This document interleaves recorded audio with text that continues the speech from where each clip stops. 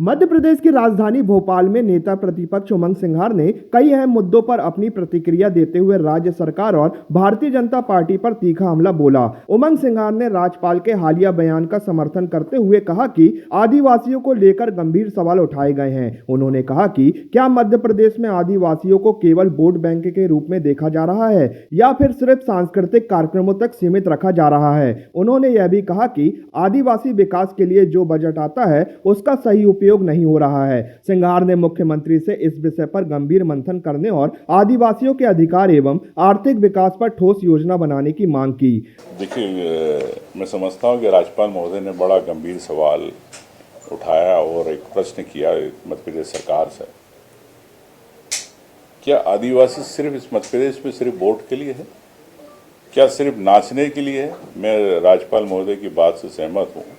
जब आदिवासियों के विकास का पैसा अगर उनके विकास पे खर्च नहीं होता, अन्य जगह खर्च होता, तो निश्चित तौर से आदिवासियों को एक आदिवासी समाज के साथ खास प्रयास ये भारतीय जनता पार्टी की सरकार कर रही है। मैं समझता हूँ कि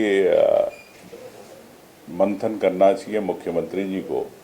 आप क्या सिर्फ आदिवासियों को वोट के लिए ही आप साथ में रखना चाहते हो कि उनके अधिकार, उनके शैक्षणिक आर्थिक विकास कैसे हो? इस पर राज्यपाल की महोदय की बात से मैं सहमत हूँ।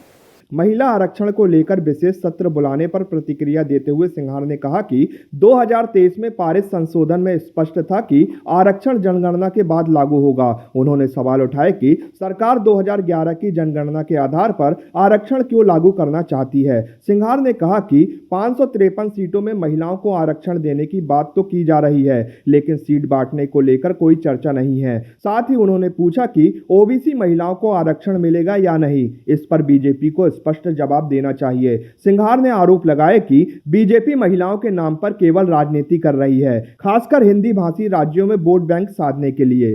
देखिए, बात 2023 का जो महिला आरक्षण का अमेंडमेंट था, संशोधन था, उसमें स्पष्ट था कि महिलाओं को आरक्षण 2026 जो जनगणना होगी वो परिसीमन के आधार पर उसके बाद मिलेगा।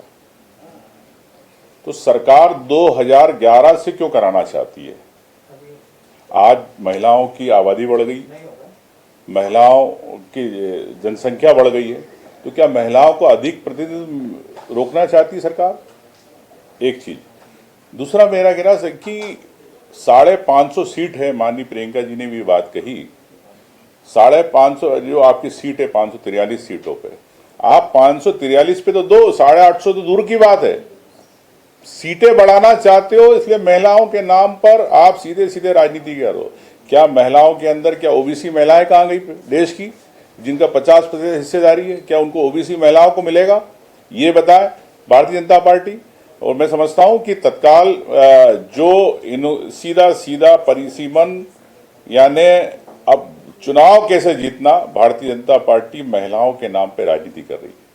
कांग्रेस पूरी तरह महिला आरक्षण के साथ है, लेकिन महिलाओं को प्रतिनिधित्व कितना मिले, उसमें से जो जातियां हैं उनको कितना मिले, इस पे भी चर्चा होना चाहिए। तो क्यों नहीं करना चाहती भारतीय जनता पार्टी?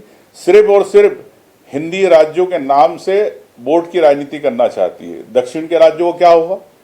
दक्षिण में जो स्थिति है आप देख रहे कि वहां पे जनसंख्या के आधार पर सीटों का होगा। तो भारतीय जनता पार्टी सिर्फ सत्ता में रहना चाहती है, वो महिलाओं के नाम पर राजनीति करके देश को गुमराह कर रही है। प्रीतम लोधी के पुत्र की कथित मनमानी को लेकर सिंघार ने कड़ी प्रतिक्रिया दी। उन्होंने कहा कि पहले भी कई मंत्रियों और विधायकों के बेटों द्वारा इस तरह की घटनाएं सामने आ चुकी हैं। उन्होंने प्रीतम लोधी को अपने बेटे को अच्छे संस्कार देने की नसीहत देते हुए कहा कि अगर इस तरह की घटनाएं सामने आती है तो संबंधित मंत्री या विधायक को इस्तीफा देना चाहिए। देखिए, पूर्व में कई इस प्रकार के मंत्री विधायकों के सुपुत्रों ने इस प्रकार के कारनामे किए मध्य प्रदेश के अंदर, और प्रीतम लोधी को पूरा मध्य प्रदेश जानता है, शिवपुरी क्षेत्र जानता है कि वो किस सोच के हैं, क्या विचार है। तो मैं समझता हूँ कि अपने बेटे में संस्कार दे, अच्छे संस्कार दे, ये मैं प्रीतम लोधी जी को कहना चाहूँगा। और इस प्रकार की घटना और सरकार की तानाशाही निरंकुशता के कारण होती है। जब कोई बोलता है कि मेरे पिताजी अगर विधायक है, मेरे पिताजी मंत्री है, तो मैं समझता हूँ कि ऐसे मंत्री विधायक को अपने पद से इस्तीफा देना चाहिए। कांग्रेस की बैठक पर बोलते हुए सिंघार ने कहा कि पार्टी पूरी तरह मजबूत है और संगठन को और सशक्त बनाने के लिए लगातार चर्चा की जा रही है। भोपाल में दिए गए इस बयान में उमंग सिंघार ने आदिवासी अधिकार, महिला आरक्षण और कानून व्यवस्था जैसे मुद्दों पर सरकार को घेरते हुए राजनीतिक माहौल को गरमा दिया है।